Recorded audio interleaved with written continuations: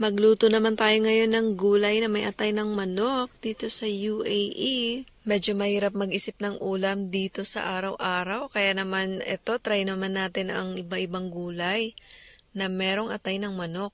Mura ko lang nabili ang mga to sa supermarket kasi naman naka-sale sila, lalo na yung broccoli na halos 1 kilo niya ay 7 dirhams or 100 pesos lang. At itong atay naka-sale din ng halagang 40 pesos or 3 dirhams. Super sale na yun. At ang recipe na nga ito ay pwede to sa mga nagda-diet, yung mga ayaw mag-rice para hindi tumaba.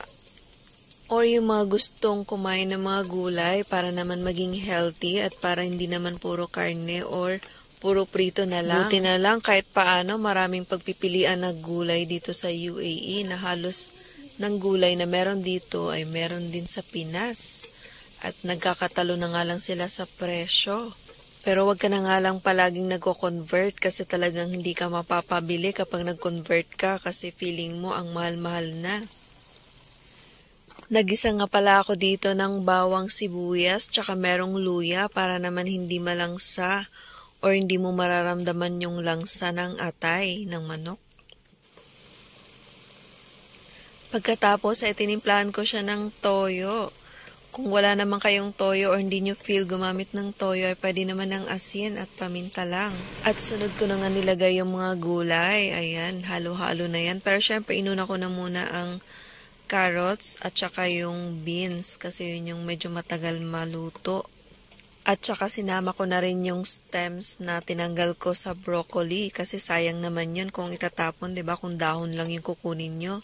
Syempre sasama niyo na rin yung stems, hiwain lang ng medyo manipis para maluto. Dinagdagan ko na rin siya ng konting tubig at konting pampalasa. Ayan, isang chicken cubes at natabangan pa ako at gusto ko ng may toyo pa.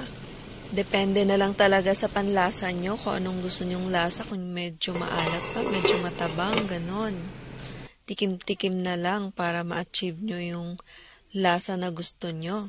Maraming salamat nga pala sa panonood nyo. At shoutout nga pala kay Aga Cesar at saka kay Ella Bon. Ayan, aking mga solid followers. Thank you so much. Sana nagustuhan nyo ang video na to at kung nagustuhan nyo, sana wag niyong kalimutan na i-heart at mag-comments na rin kayo at share and follow my FB page, Chan Vlogs page at ang aking YouTube, Chan Vlogs. At ito na nga pala yung gulay na may atay guys. Ayan, itsura pa lang, masarap na. Pero masarap talaga yan guys. Kaya try nyo na, lalo na sa mga mahilig sa gulay dyan.